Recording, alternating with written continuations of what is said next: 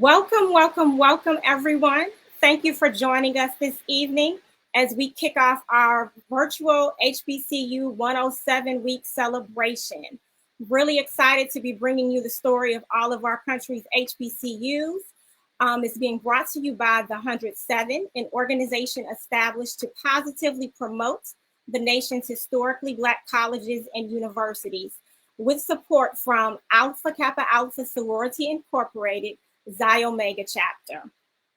If you have not registered, meaning you're watching on Facebook, you're watching on Twitter, but you're not registered, you want to make sure you register. I'll put the link up before the end of the evening so that you can go ahead and do so. Registration is free. You may be wondering, why should you register if you can watch everything without doing so? But registering allows you to, one, get the book from our participating colleges at the end of the week that will have a lot of helpful information about our colleges. And then it will also allow you to be eligible for the scholarship giveaways that we have this week. You are only eligible if you are registered. And then you have to watch, because if we call you and you don't respond, then you're not going to be able to get the scholarships any scholarship that's given away. So make sure you register. Make sure you watch us each evening. This week, we have a fantastic lineup for you. Tonight, we are going to be talking to HBCU alumni who have found success in business. We are also going to highlight HBCUs that are located in the Southcentral region of the United States. And then tomorrow, we are going to talk to alumni who are in the arts and entertainment. You definitely want to tune in, because we have an interesting story from one of our guests that talks about touring with Bobby Brown and Whitney Houston. We're also going to highlight HBCUs that have programs for non-traditional students tomorrow, as well as HBCUs that are located in the Mid-Atlantic region. So that's DC, Virginia, West Virginia, and Maryland. On Tuesday, we're going to check in with HBCU alumni who are successful in the communications field. We're also going to talk about programs for veterans. And we are going to look at HBCUs that are located, sorry, I forgot where they're located, our northern HBCUs. So those are some of the first ones that were founded. That's those that are in Pennsylvania, and Ohio, and Delaware. On Wednesday, we are going to check in with some STEM alumni. Did you know that 30% of that earn a PhD, earn their bachelor's degree from an HBCU? And STEM from an HBCU is a great launch pad for many people. So we're going to talk to some STEM professionals, including some that have PhDs. We are also going to be focusing on online programs at HBCUs. I think a lot of times people are not aware of the fact that you can get a degree online at an HBCU. So if you are living somewhere where there's no HBCU, you want to attend an HBCU, but you're not able to leave for whatever reason, you have to stay in the location where you are, you can get a degree online. And there are more than a third of all HBCUs offer online degree programs. So we're going to talk about some of those on Wednesday. Thursday, our focus is going to shift to alumni who are successful in law and have careers in law and government, as well as community college and technical programs that are offered at HBCUs. Again, a lot of people do not realize that. A lot of people don't realize that you have the opportunity to pursue a degree at a community college if you are attending an HBCU, or a traditional attend a school that offers technical programs, an auto mechanic, CDL, get your CDL license, go to cosmetology school. There are HBCUs that offer some of those same programs that other community colleges and technical schools do. So if you have a student who is interested, a young person, or you're interested in pursuing one of those programs, you thought you wanted to go to an HBCU but didn't think you would be able to, you can do so at an HBCU. Finally, on Friday, we're going to close out by talking athletics. We have some alumni who have a variety of fields in the field of athletics, including a few women trailblazers working in that field. We're also going to focus on our Western HBCU. So those are the ones in Oklahoma, Texas, Missouri, Louisiana, Arkansas. And finally, we're also going to talk about programs for students at HBCUs if you have some learning challenges. So there, a lot of times we have students who are very very intelligent, hardworking. They want to go to college, and they're concerned about how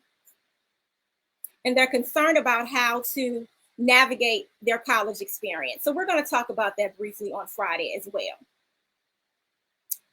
And we're going to go ahead and jump right in to our interview. I'm going to be talking with Mr. Jesse Burwell, who is an alumnus of North Carolina A&T State University, and he's going to talk about his career in business with us.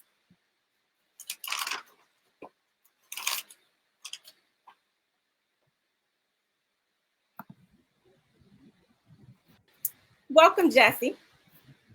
Welcome, Mr. Oh, thank you, Mrs. Jones. Glad to be here. And I'm glad you're with us to tell us your HBCU story. So first, why don't you tell us a little bit about what it is that you do professionally? Well, by trade, I'm an accountant, but I've progressed to the role of CFO, and I'm currently the CFO and Senior Managing Director of Liberty Strategic Capital. Liberty is a private equity firm managed by the former Treasury Secretary, Stephen Mnuchin, and we basically manage private capital by businesses and try to make a return for our investors. Okay, pretty interesting. So can you give us some information about the path you took once you left North Carolina A&T to get you to this point? What are some of the past jobs you had? What was the career you had when you first left A&T? And then how did you get here to where you are now? Definitely. I'd say starting from A&T, I was an accounting major, and I think one of the two things that A&T is known for, first is graduating probably the most African American engineers, and then secondly, followed by graduating the most or close to the most uh, accounting accounting degrees who are prepared to become CPAs. Okay. And so that's a really big stressor or importance factor upon accounting majors at the university. We're geared and groomed to make sure that we come out of the school passing the CPA exam, which is a really great starting point for those who are interested in an accounting or finance career. So with that said, I felt like I was soundly prepared coming out of A&T, ready to pass the CPA exam, which I did. And also, it also prepared me to get what I believe is a really sound job within the field, meaning I had really good opportunities to work for the Big Four. For those who are interested in accounting, you would know those to be Deloitte, PricewaterhouseCoopers, KPMG, and Ernst & Young. And so because of that, I was able to get an opportunity to work for Deloitte as a staff auditor. And from there, my career basically progressed into getting a chance to work in financial services as a part of being an auditor for financial services clients. With that, I got an opportunity to work for what was previously known as Wachovia Securities, which is now Wells Fargo. And then that created an opportunity for me to get in a position with the Carlyle Group. I'll be honest, when I got an opportunity to work for the Carlyle Group, I really didn't even know what private equity was. It was by chance that two other brothers from North Carolina A&T allowed me to understand how niche of an opportunity this was and how special of an opportunity it was to be able to work in private equity. And so I joined the Carlyle Group. I don't want to date myself, but back in 2003, and was able to work there, be successful in terms of making sure that I managed the funds, the debits and credits, all the cash flows of the private equity fund, the venture funds that we were investing on behalf of. Then I got an amazing opportunity to work for Bob Johnson. Bob Johnson was the founder of Black Entertainment Television, the first African American billionaire, and he actually started a private equity firm back in 2006. I left Carlisle to work for what's called RLJ Equity Partners in 2006 and worked for them up until last year. As a part of spending 15 years at RLJ, number one, I'll take a second and say I was immensely blessed to be able to work for a minority-owned firm, competing against majority-owned firms within the private equity industry. That was a very valuable experience and gave me as much confidence and comfort as I received, actually going to an HBCU. So I got a second bite at the apple, being able to excel in an industry with my own people.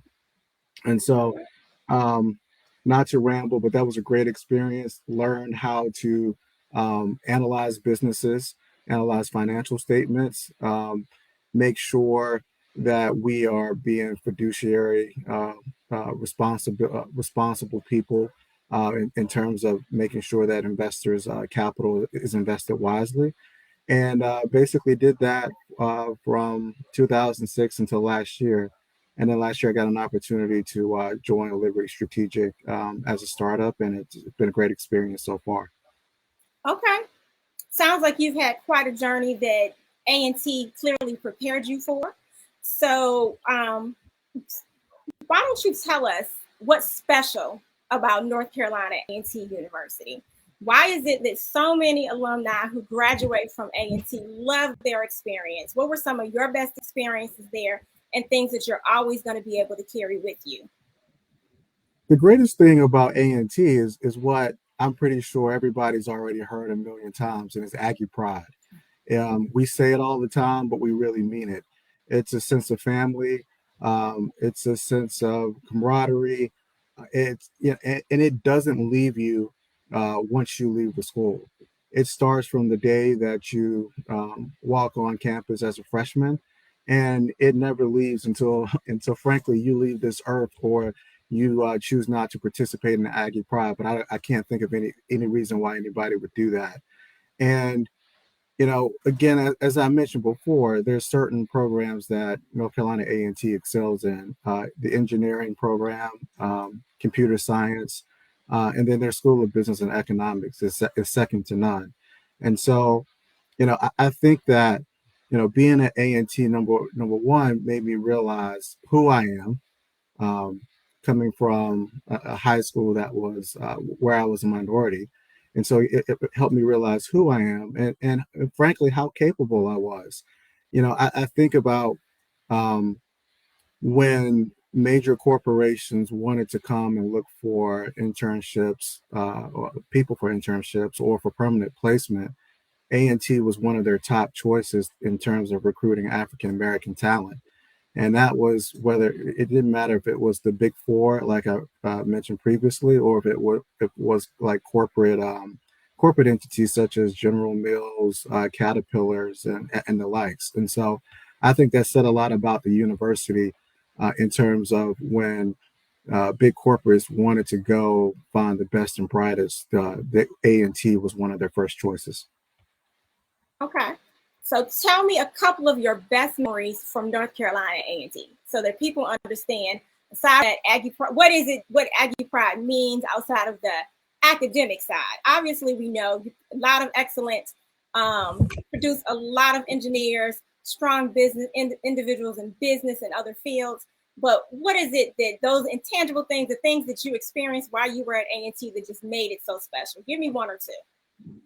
Oh, I mean, I can definitely say, as a freshman, the gym jams in the gym were nothing but fun and great times. Obviously, there's going to the caf. The cafeteria was a place where everybody just communed and got to know each other and had a great time. I'd say third would be, a lot of people laugh when I say this, but going to the library. A lot of us hung out in the library. It was a good way to get your study on and also socialize and meet people. That's where I met my wife. Uh, Also, my fraternal experience. I'm a member of Kappa Alpha Psi Fraternity Incorporated, and that shaped me into who the man I am today. The brotherhood, the camaraderie that I develop out of that is something that I would never trade in or give up. And then last but not least, uh, I guess most people might say first is the homecoming experience. Um, from my freshman year all the way through at least pre-COVID, homecomings was the greatest homecoming on earth. I know, Leslie, you might have something to say about that, but you know, my experience there continues to be great. I mean, I'm a part of a group of people where if I don't go to homecoming, it better be a great reason to not make. I mean, for me not to make it, and there really isn't one. And so I think out of 20 years, I think I've missed one. All right. Well, it sounds like anybody who's listening and hearing your experience would definitely want to consider attending North Carolina A&T State University, whether it's for the academics, the social side, or a combination of all of them. You're right. I would challenge you a little bit on the homecoming, but I'll let you all have the GO. Great experiences. It sounds like you had. And meeting your wife there in the library, it sounds like. I have to follow up on that story one day. But I love a great HBCU love story. Thank you so much, Jesse, for that. And we'll talk to you later.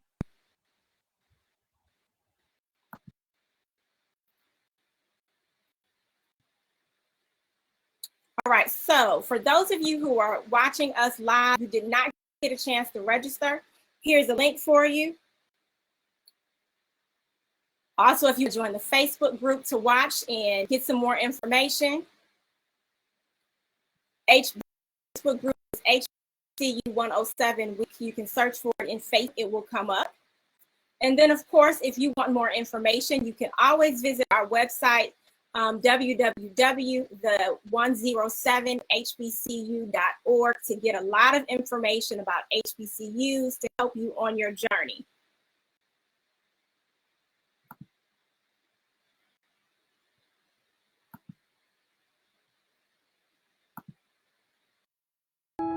Behold the heart and namesake of Music City, Fisk University.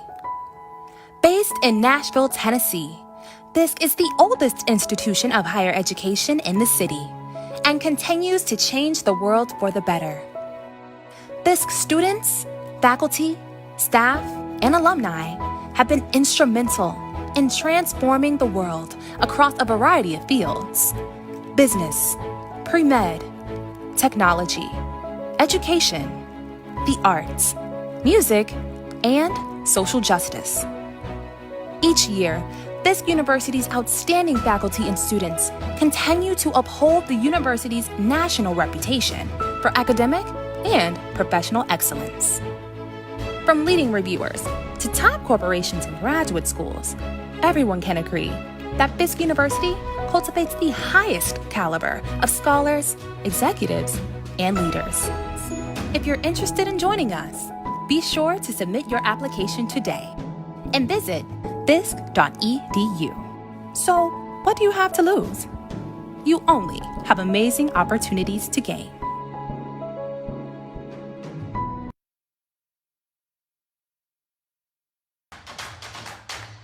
Whatever your goals, whatever your passion, there's a place for you at Kentucky State University. With 38 undergraduate and 9 graduate programs, including a doctorate of nursing practice, we can help you chart a path from where you are to where you want to be. Take the first step. Visit kysu.edu and see why you belong at Kentucky State.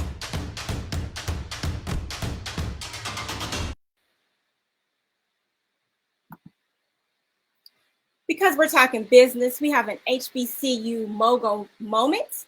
We're spotlighting Roz Brewer, who is an alumna of Spelman College. Roz is the first African-American woman to become CEO of Walgreens Boots Alliance, Group President and COO of Starbucks, and CEO of Sam's Club. Now we're going to move into a conversation between another alumna, who is on her way to becoming an HBCU mogul.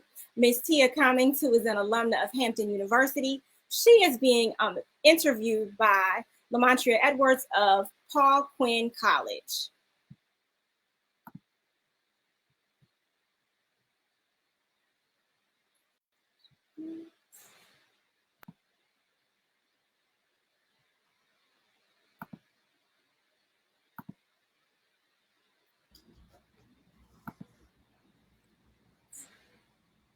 Hold on, let me get rid of it.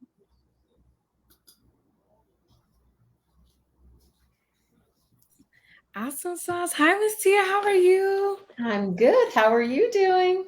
I am awesome sauce. We are looking forward to having you tonight. And so I want us to start off with just you introducing yourself. What HBCU did you attend? I'll do this well, and then we will continue in the conversation. Awesome. Yep. So as you heard, I attended Hampton University and majored in chemical engineering for my undergraduate education. Yes. And hello, everyone. My name is Lamontria Edwards. I attend Paul Quinn College, currently a senior, majoring in legal studies and criminology. So, Ms. Tia, it is an honor to be able to speak with you about all of the amazing work that you have done since you have become an alumna of Howard University or Hampton University. Hampton. Yes, ma'am. Yes, ma'am. So I would love to start off with what made you choose Hampton University? Like, what pulled you and say, you know what, I am going to go there?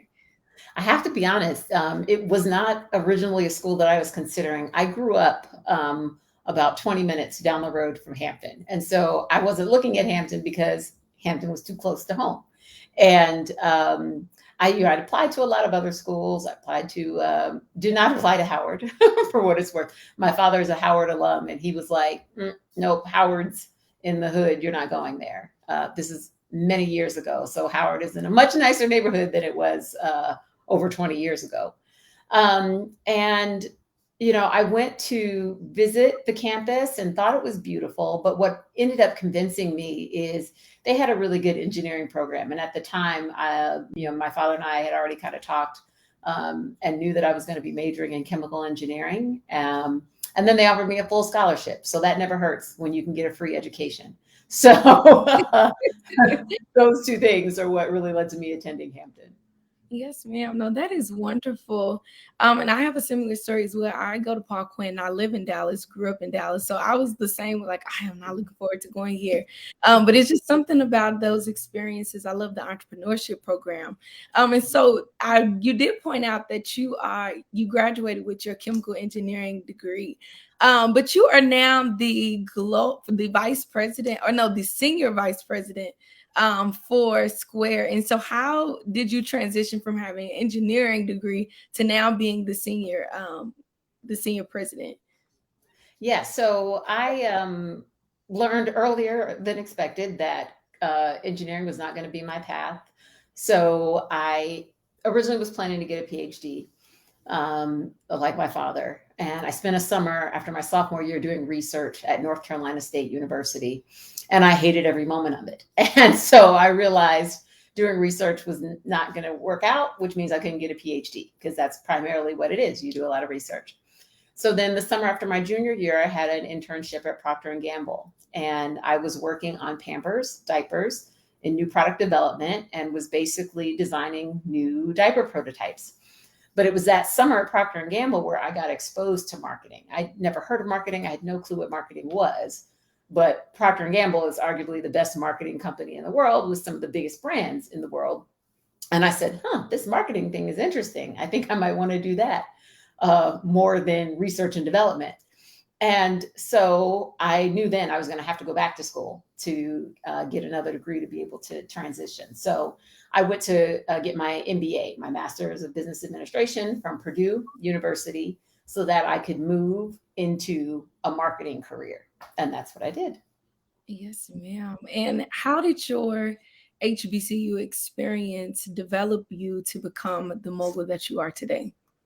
Yeah, you know, my parents always told me that HBCUs really look out for their own, right? They're going to ensure that you graduate, and you're going to get things from an HBCU that you're not going to get at PWI. and I tell people all the time, when I was at Hampton, let me miss a class and then run into my professor. Ms. Cummings, I noticed you weren't in class this morning, right? Like, because they know you, right? They develop those relationships. The classes are smaller, it was a smaller school. That would have never happened at a PWI where you're really just a number, right? And so you have that sort of protective environment that just is going to ensure that you can succeed. And, they really, really make you work for it. And it's funny. I love to tell the other story, but I had a friend who started off at Hampton, and this was a white woman, and she was attending Hampton engineering with me. And then she ended up transferring to University of Connecticut. And we talked afterwards, and she was telling me, she's like, Tia, I'm running circles around these engineering students at University of Connecticut, right? A big PWI, because of the rigor of Hampton's program. Because as we often know, as a Black person, sometimes you have to work twice as hard to get half as far, they say. And so they just sort of nurture and pour into you and give you this mindset of that I'm going to work hard and I'm going to go after what I want. And so, I had such a strong foundation. I left there feeling like I can do anything, right? So I can go to business school and just be awesome and kill it. And I did. And I can take any job and go there and be awesome. And I did. And so I feel like it's just sort of the nurturing, the environment that they provide. It's the confidence that they provide. And really it's the rigor, right? Like if you're expecting to go to school and just kind of coast, that's not going to happen at an HBCU. So I feel like those are the things that kind of help set me up to be successful in corporate America today. Yes, ma'am. Oh, that is amazing. And it's just such an honor to be able to hear your story and your experiences on how it molded us because, of course, next in a few days, it'll be Women's History Month. And so just to be able to be close to a woman and for our students to be able to witness such a mogul like yourself, it is such an honor. My next question is, I would love to know, how did you balance your social life? I know that you mentioned that you are a member of Delta Sigma Theta Sorority Incorporated. So how did you manage your social life while also pursuing your degree in chemical engineering? So I will be honest, I did not have a huge social life majoring in engineering. I actually pledged Delta grad chapter. I wanted to do it undergrad, but I had friends who pledged, whether it was, fraternity or sorority, and some of them didn't graduate on time or had to change their major. And I just wasn't willing to do that. Engineering was a very rigorous curriculum. And so most of my extracurriculars were engineering. Like I was in NSBE, right? All my years. And I ended up being president of NSBE my senior year, or Society of Women Engineers. So most of my social activities revolved really around engineering, if I'm going to be honest. And I was okay with that, right? I obviously had my friends. So let's be clear. You make friends starting freshman year, whether it's people in your dorm or, going to different events on campus, parties, whatever. So I had my friends who I would hang out with. But my engineering curriculum didn't leave room really for any electives, right? I had a full course load just for my requirements every semester, and then all of my engineering clubs that I was in. So I was very much more of an introvert and just had a very small group of people that I socialized with while I was in college. I sometimes wish that I had done like a study abroad or something like that. I ended up getting the chance to do that when I was in graduate school, which is great. So I still got to do it later on, but I definitely was more on the academic side when I was at Hampton. Yes, ma'am. No, that is amazing. And it really ties me into my next question. So was there anything that you took from your chemical engineering degree that you can apply into your marketing career today?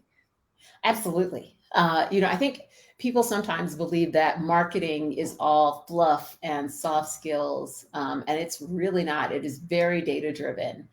You have to be very analytical and have strong quantitative skills, I would say, which sets me up well as an engineer to be able to think that way, right? I'm not scared off by large data sets. And a lot of things that we do in marketing, right, I approach as an experiment, right? And having a hypothesis and how are we going to test and learn or design an experiment to get the answer to this? So I think honestly, it's mostly the analytical thinking, the critical thinking skills, being very comfortable with numbers and math, because yes, there is a math in marketing. People are surprised to hear sometimes. Those are all things that I think make me a better marketer. And honestly, I think that have given me a leg up versus others, and is sort of why I've been able to sort of excel and succeed to such higher heights, because, I don't necessarily just have a traditional background. A lot of people just, hey, I majored in business and that's what I've been doing all along. I kind of have a different set of skills that make me a really strong marketer. Yes, ma'am. That is so phenomenal. And so this is an interesting question. I'm really excited to ask you. So for instance, if there was a senior who is getting ready to graduate from college, and they want to position their social media pages to reflect who they will be, what are some social media tips that you can give our generation to be able to position themselves as far as their marketing and their branding for who they will be? That's a really great question, because I'm old and social media didn't exist when I was coming up. But what I would say is I'd encourage you to get active on LinkedIn now. Start young. LinkedIn is a phenomenal platform. I have used it heavily over the last several years. And I'll be honest, like I got my current job as the Senior Vice President of Global Marketing at Square because on LinkedIn, right? I built such a reputation and profile. The company reached out to me. I wasn't applying for jobs. I'm often getting jobs because people are finding me on LinkedIn. Right. So I post, right. I try to show up as a thought leader, that I'm well read, that I'm interested in things. And so what I would suggest is build your LinkedIn profile, right. And actually look at people who you admire and sort of see what they're doing. They have a strong headline, right. They have a strong bio section, and that they're posting, articles that they're reading or things that they found interesting. Do that. That's honestly how you can start to build up a following on LinkedIn, and then you will have companies coming to you as opposed to always being seeking opportunities. Oh, okay. I love that, because I was recently reading a post on social media that said that you don't want to chase anything, you want to attract those things. And so that is amazing how you position that, because I think the same thing follows into the lifestyle that we aspire. Sometimes we don't want to go out and always just keep running. Sometimes it's good to just be still and wait for those opportunities to come to you. So that's amazing. And then I have two more questions. And so with that being said, how has your career helped you in terms of how you're financially planning for your future? I know you mentioned in the green room that you were recently married. So how did those skills that you've taken, congratulations, yes, ma'am, help you plan for your financial future? Because I think oftentimes at HBCUs, we don't really have those intense conversations that can help us build wealth. So what are some wealth tips that you've learned throughout your experience as you are growing? Absolutely. And it's funny. I was just having this conversation with my husband, because you realize oftentimes, oh, if I could only make X amount of money, then I'll be set. And then you get there and you're like, actually, this isn't as much as I thought it was. Okay, let me set a new goal. If I make this amount of money, I'll be set. And what I realize is often you'll set these goals about your earnings and you're never really satisfied because you're like, oh, well, there's always more. But what I would say is, no matter what you're earning, you should be trying to maximize your 401k if your company has one, right? And building wealth that way. You should be looking at potential passive streams of income, right? So what are you doing to earn money outside of your day job? It could be a side, some people are like, oh, I'm doing real estate, or I'm investing in this, or angel investor, blah, blah. Like, what is your thing to help bring in additional streams of income? Because that's something else that we should do. And the other thing is never live above your means, because that's often, people are like, oh, I got this great job, let me start flashing and do this. And not to say you shouldn't have nice things. I have nice things. I have a lot of nice things, but I balance it, right? So if I like to buy something expensive in this area, then where am I balancing out and I'm spending less in another, so that you're always living preferably below your means, but at least at, right? Never trying to stretch, and take on too much debt and things like that. So those are sort of the things that I would say. Max out your 401k or your savings, look for passive streams of income, and then never live above your means. Try to live below, or at least, right at your means. Wow, that is amazing advice. So for all the HBCU students that are listening, make sure that you go back and get those tips, because Miss Tia is giving us some good wealth building tips. And so my last question, more of a comment, could you please explain the feeling that you felt on your graduation day? And what are some advice that you would love to leave for our HBCU students who are going to be recent graduates? Yeah, I remember feeling just so excited that I finished, right? It's a big achievement. So you should be ready to celebrate that, right? That is a huge thing to celebrate. And all I say is enjoy these last few months, right? It goes by so fast. And next thing you know, like I told you, my 20-year college reunion is in May, and I can't believe it's been 20 years. So enjoy these last few months of your senior year. Don't make it all about, yes, you have to find a job and do all those things, 100%. But soak up every moment, because it will be gone before you know it. And just, be ready to celebrate this accomplishment. Oh, wow. That is phenomenal. Thank you so much, Ms. Tia, for the amazing tips and jewels that you've given us tonight. Would you love to share your social media with the people? Yeah, you can find me on LinkedIn. Pretty simple, Tia Cummings Hopkins. I'm also on Instagram. I am Tia Cummings. Awesome. And thank you, ladies and gentlemen, so much for tuning into 107. Please take your time to go back and take out the moments to listen to the amazing things that Ms. Tia Cummings has and what she's already doing. Thank you. Bye.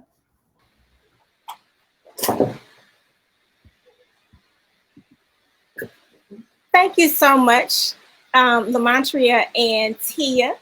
I love hearing about your stories, hearing your stories and your time on and your home by the sea. Wonderful stories. And of course, your father was a great man. He graduated from Howard University.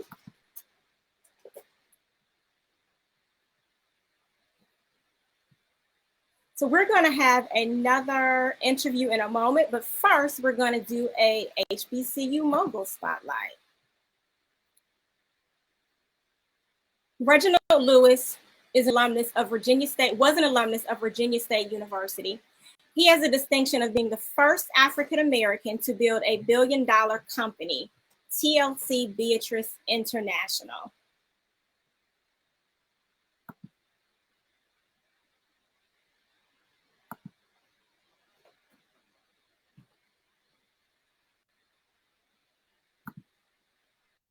College is an HBCU in Tuscaloosa, Alabama, where we prepare students for a different world. Stillman is a college of distinction for last year and this year. Our largest majors are business and biology, followed closely by psychology, criminal justice, and history for pre-law, communications, English, and religion.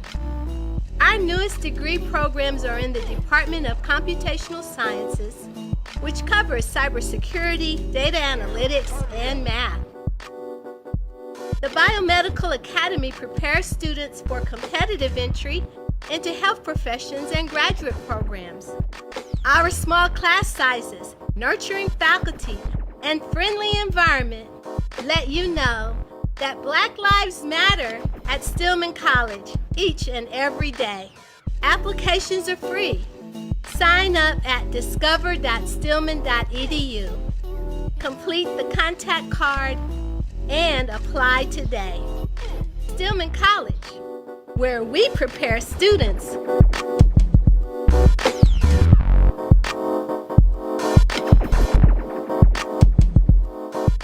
for a different world.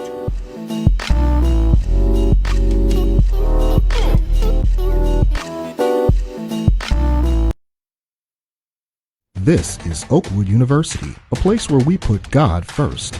Founded to provide the gift of knowledge and love to a world in need. Come study the world's troubles and solve them, like Dr. Milton Brown, who discovered healing medicines. Students come from across the country, from around the world, who want to enter to learn and depart to serve. Spend your years traveling around the world. We said we are leaders, so we lead. We stand out. We hear something is impossible, and we do it anyway. Everything we do it as a team. Together, everyone achieves more. Together, the team accomplishes great feats. beyond what any one person could do. Experience Oakwood, OU, the Oaks, Oakwood University. After 120 years, we can never forget why we're here. We enter to learn and depart to serve. To put God first, that is our way forward. Success is in our roots. Come to Oakwood. Come create and calculate. Shatter both records and social norms. Build improbable technologies and impossible futures. Unleash masterpieces and birth dreams. Come because there's much to be done out there and to be undone. Come find out everything of which you are capable. Come believe in someone greater than yourself. An experience unlike any other awaits you here. Here is a place where your dreams can call home. Creative ideas await your strength. Come, answer this call. Join this family of believers and achievers. Put your grand imagination to work. Come let your vision rattle these walls and help move the world forward. Come to Oakwood.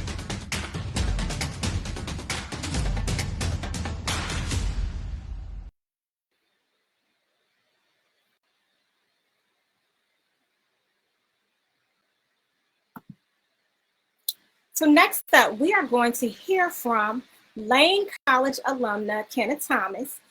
She is going to be speaking with Wiley College student Lydia Brown. I also have to note that Lydia Brown is a member of the Great Debaters at Wiley College, part of their long history of their wonderful debate team.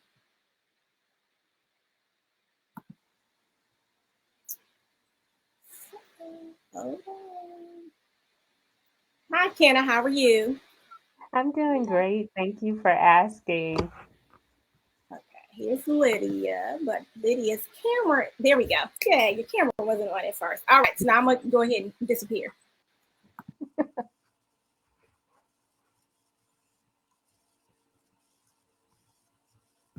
Hello. Can you hear me? I can hear you just fine, Lydia. Wonderful. Well, good evening, Mrs. Thomas. How are you? I'm going with great.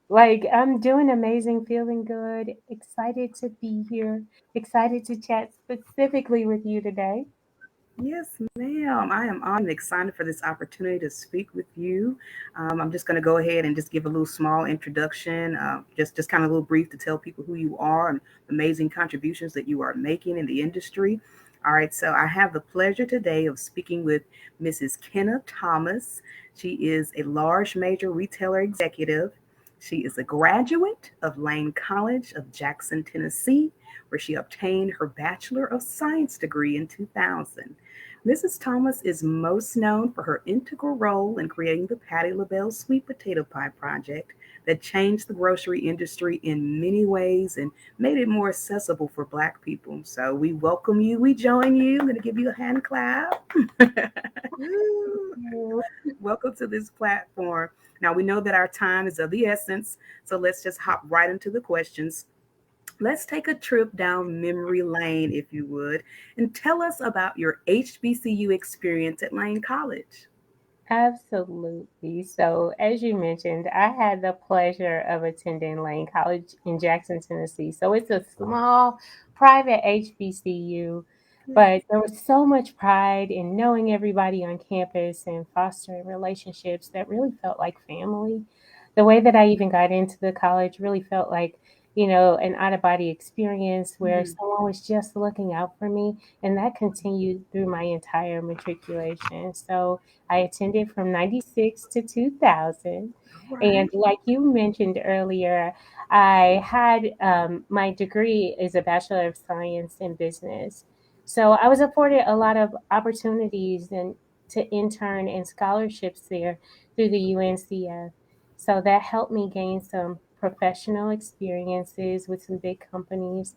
I got a chance to work in New York as well as the LA area because of that. And so I also would say that those roles helped me to develop some lifelong leadership skills. So at Lane, I got a chance to be able to be house manager of our theater department, the secretary of my class. I also sang in our Lane College traveling choir. I know that you're in choir, so Yes. it's something that I took a part in as well. And then I was also really, really proud of the opportunity I had to serve as president of my chapter of my sorority, which is Alpha Kappa Alpha. So I would say, in totality, my HBCU experience was full. It was robust. I met a lot of my lifelong friends there, and then it basically encouraged me to have a lot of mentors and helped me be the person I really needed to see growing up as a first generation college student. So I got all of that at the same time, coupled with a really valuable education that later helped me to obtain two master's degree and launch a really successful professional career. So every single thing I have to say about Lane is positive, and I'm so grateful for that experience that they believed in me. So therefore it made me believe in myself. Wonderful. Thank you so much for sharing that. Now, when we spoke briefly earlier, you mentioned that there are a lot of things that you are super passionate about, and making sure that we as HBCU alum are readily prepared to enter the workforce is at the top of your list. So, what recommendations do you have for college students who wish to pursue a similar path as yourself? So the biggest thing that I would recommend is doing the internship. Now, I talked a little bit about the internship experience that I had, but just to double click on that a little bit more, it really allowed me to have professional experience. I grew up all Black everything. Transparently Mhm. speaking, all Black neighborhood, all Black schools. My exposure Yes. was really limited to different cultures. So by working for these other places, it allowed me an opportunity to learn different cultures and step outside of, what I was really familiar with on an everyday basis. So I would say certainly consider an internship, and consider studying and learning the operations side of the business, like whether or not, if you want to work in retail, corporate retail, like myself, I would say certainly learn at the store level and take those opportunities really seriously. Another thing I think is really helpful as I think about transitioning to a role, it would really be about keeping the connections that you have and leveraging those go forward. A lot of my mentors, a lot of my sponsors are people that I can connect with regularly, but it allows an opportunity to build both the resource capital, meaning the people side of it all, but then it also helps to build that performance capital and having somebody vouch for you and what you're able to do.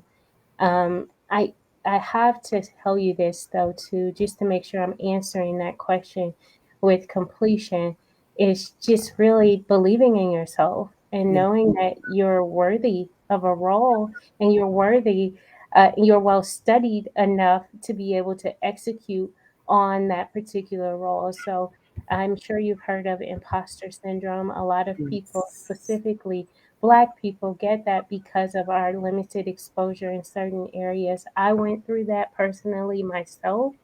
And what I would say is really having enough confidence to show up in the room and being okay with being the one that was different, being okay with being the first generation college student or the person that had not had a lot of information infused to me about social standards, etc. But being willing to learn at the same time has really helped me create my own playbook and hold myself accountable to myself.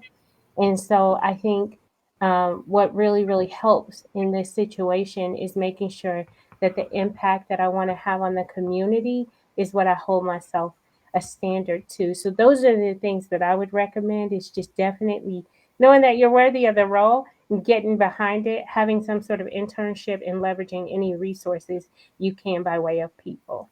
Definitely, definitely. Now we're a little bit short on time here. It's kind of running out, but I definitely wanted to ask this one question. I know that when we spoke, we talked about, we both agreed how critical it is for Black students to see that elite roles like this exist. You stated that you never saw a woman doing what you're doing, and I'd just like to know, why is it so important for you to provide that level of inspiration? Well, the reason that it's important is we need each other. We need each other in the room. we need to be there for each other. We should be supporting each other. And in order for us to get there, we literally have to get in the room to help each other. True. And so that is why I find this incredibly valuable. I'm the first Black woman to hold my current role within my current organization. I work for a top 50 company, and I'm really proud of the accomplishments. I'm proud of to be an HBCU grad. But what I'm really most proud of is helping people who look like me every single day and not being afraid or apologetic about that, and being intentional in my conversations about helping Black students and Black people continue to grow and develop, and being candid and very, very transparent. But that's a really, really important thing. As we are at these tables, it's important to pull up chairs for everybody else.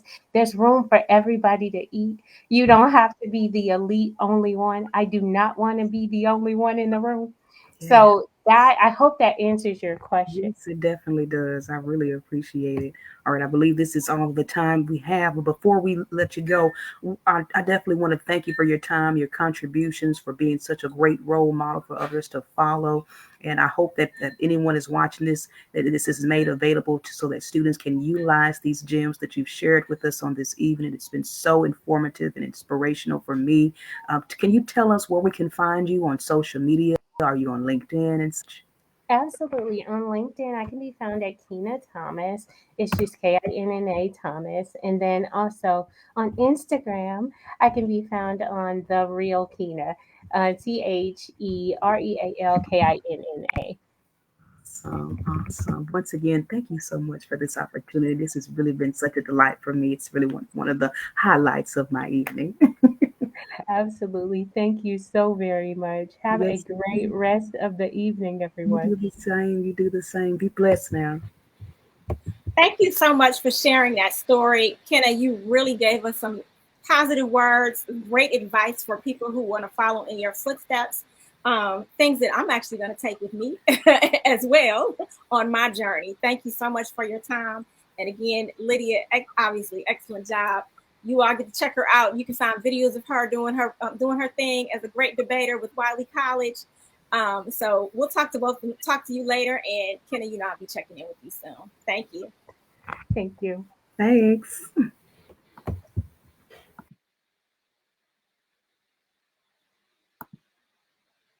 Since 1877, Jackson State University has been training students for a life of service and leadership to impact our global society. Ranked among the best HBCUs in the country, Jackson State offers 45 undergraduate degrees, 35 master's, 1 specialist, and 13 doctoral degrees. Whether you're interested in the arts, education, public health, the sciences, or entrepreneurship, we're here to take you from ready to JSU ready. Visit jsums.edu and apply today. Since 1898, the concept of higher learning for African Americans has thrived and flourished here in the metropolitan Birmingham, Alabama.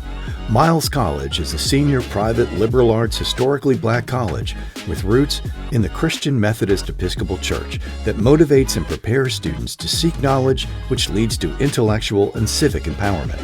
The Miles College education engages students in rigorous study, scholarly inquiry, and spiritual awareness, enabling graduates to become lifelong learners and responsible citizens who help shape our global society. Through its coursework, community development projects, and philanthropic partnerships, Miles College students graduate with the knowledge and wisdom needed to reach their full potential and thrive in a shifting 21st century landscape. Learn more today about Miles College. To donate, learn more about course information, or to schedule a visit, go to miles.edu.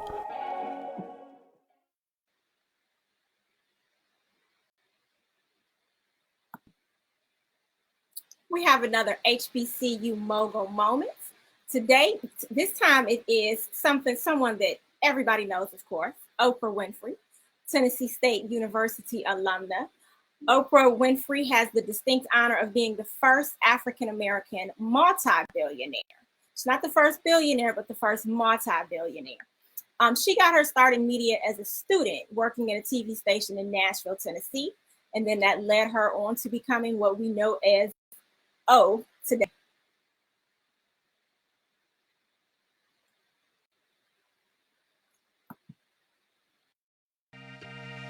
Coahoma has really opened my eyes, opened my mind to different things. They're really inviting you to become a version of yourself that you want to be. The campus is more of a community than a campus. The environment, it's much smaller and not as many people. Everybody knows everybody, and you're going to be very comfortable when you come here. Everybody here is very supportive, like staff, my peers, everyone just feels like family to me. My classes were awesome. The teachers are going to make sure that they are involved and that they tell you and make sure that you're on your A game. Staff at Coahoma, well, they work with you until you get it right. I feel like a student should know if they come to Coahoma, they will be treated well. There's always something to do on campus. I would tell them that it's a home away from home. This is the place to come to. At Coahoma, it just doesn't get better than this.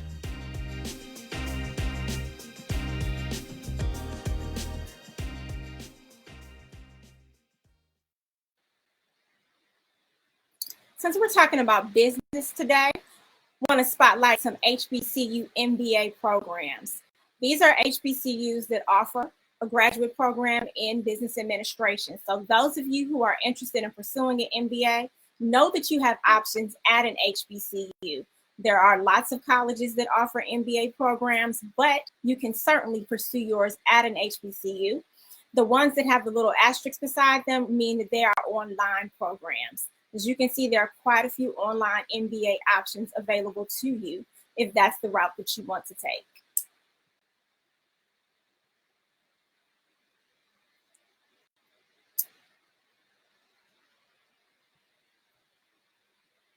Our final interview for the evening is going to be between Alan Floyd, who is an alum of Florida A&M University, Rattler, and Trinity Webster, who is a student at Howard University, my alma mater.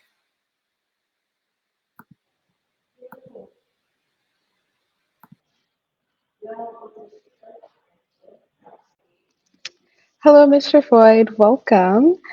So our first question we'll get started is, there are so many HBCUs all across the U.S., and I was just wondering, why did you decide to choose and to attend the Florida Agricultural and Mechanical University, FAMU?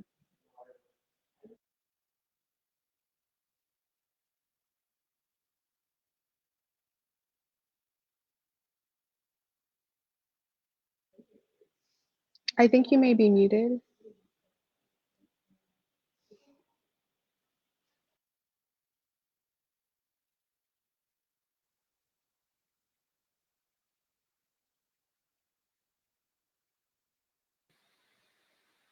Mr. Floyd, your sound is low.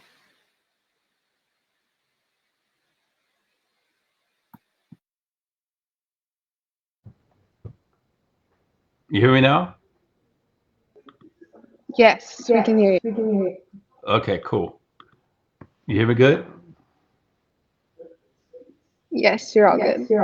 Okay, so I kind of had no choice. The situation was I went to Tennessee State University first because I'm from Memphis, and my mom moved from Memphis to Fort Lauderdale, Florida, and just to get home to see my mom when nobody was driving to Fort Lauderdale, everybody was still going back to Memphis. So I would have to make a decision on, not being able to see my mom for the short times I had out and whatever. So I transferred and I went to FAMU because it was closer. And they had our president at the time of Tennessee State University had just went to FAMU to be the president there. So I was like, I'm rolling with President Humphreys, and that was it. So can you just tell me more about your HBCU experiences, some of your best memories? And yeah, like it's a whole different perspective for me because at Tennessee State, I learned a lot about life, just dealing with life. It was a totally different environment from FAMU, and plus I played in the marching band at Tennessee State, and it was just a whole nother vibe. And when I got in at Tennessee State, people could be like what you call super seniors. They could be there forever. But when I got to FAMU, it was a whole different culture.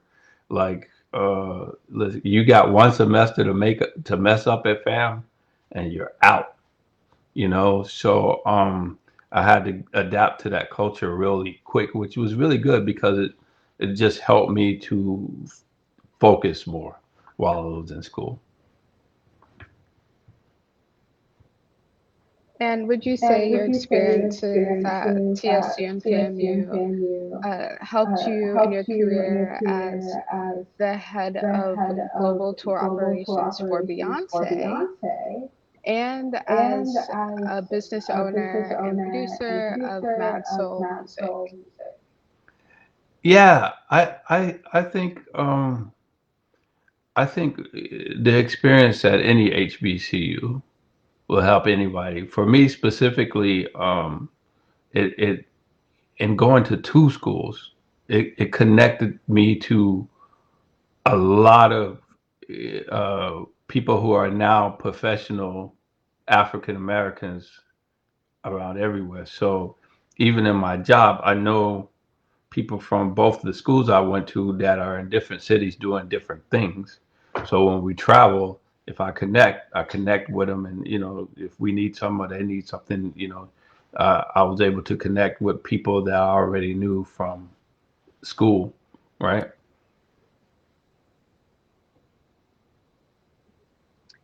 And our final question for the evening, what is your advice to any other HBCUs who are pursuing a similar career path or just HBCU students in general? Okay, I missed the middle part of the question. Say that again?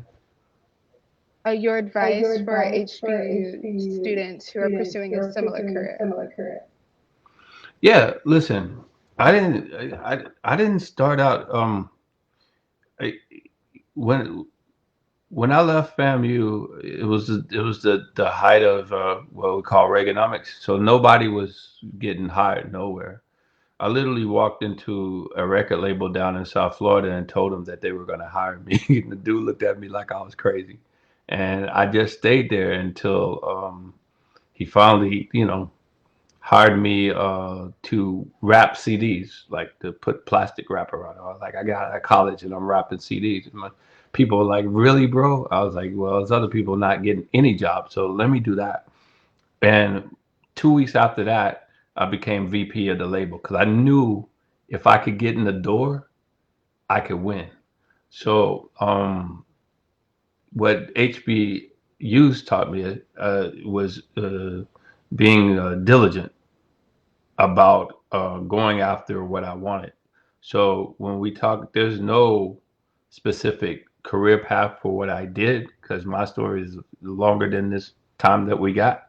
But I would say that it taught me persistence and diligence to be able to pursue what I needed, no matter what people thought at the time that it was impossible, right? You're not going to be able to do this. Only so many people be able to do this, and you're not going to be able. And it has taught me just to tune that out and just go for what I know. And so, with having the support of your friends that you met at school. Persistence and diligence. I think that's a very good note to end on. Exactly. Yes, exactly. So thank you so much for being with us tonight. It's been a pleasure. Appreciate it. Thank all of you all. Definitely. Thank you for joining us this evening. And I completely agree with Trinity on diligence, persistent, confidence, and of course a little hustle. How it helps you be successful. Thank you. Thank you.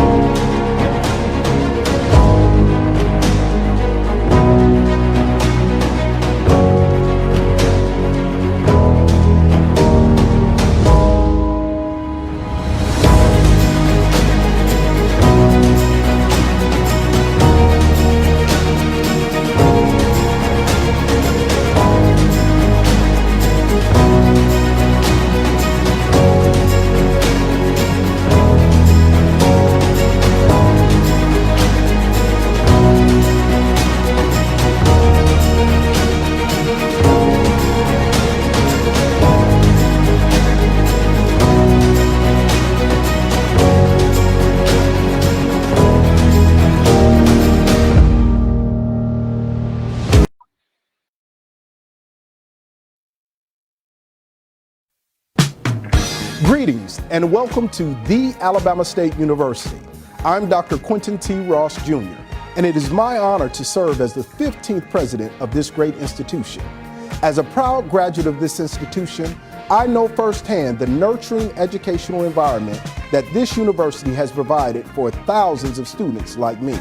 Our students are at the center of everything that we do, from new housing to a one-stop student center to a state-of-the-art library, to technologically enhanced media centers, labs, and classrooms. Our mission is focused on student success. A university's greatest measure of success is its alumni. And at Alabama State University, we are extremely proud of our graduates. The accomplishments of our thousands of alumni across the nation and around the world provide solid proof of the value of an ASU education.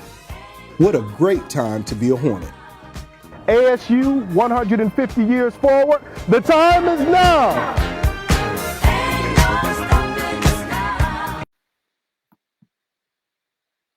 All right, so we've been talking today with individuals who found success in the business industry. And as you can see, they come from different paths, found different ways, have different careers that they're enjoying. You too can do the same thing by attending an HBCU, whether it is pursuing an MBA program, which we've already highlighted, a business path, or something else. If you want to learn more about academic programs offered at historically Black colleges, you can visit the 107's website. There is a link on the page that says Match Me, and it is the first of its kind database that has every academic program offered by every HBCU. So you can go on there, whatever it is you're interested in studying, whether it's business, science, art, performing arts area, anything, you can find out which HBCU offers it on the 107's website. So be sure to check it out and use it as a resource in your college planning process. Everyone, thank you so much for joining us. We will be log in tomorrow with us, 8:30 p.m. again, Eastern Standard Time. We'll be giving away our first scholarship at that time. You must be registered. You must be registered. You must be registered in order to be eligible to win. Have a great evening.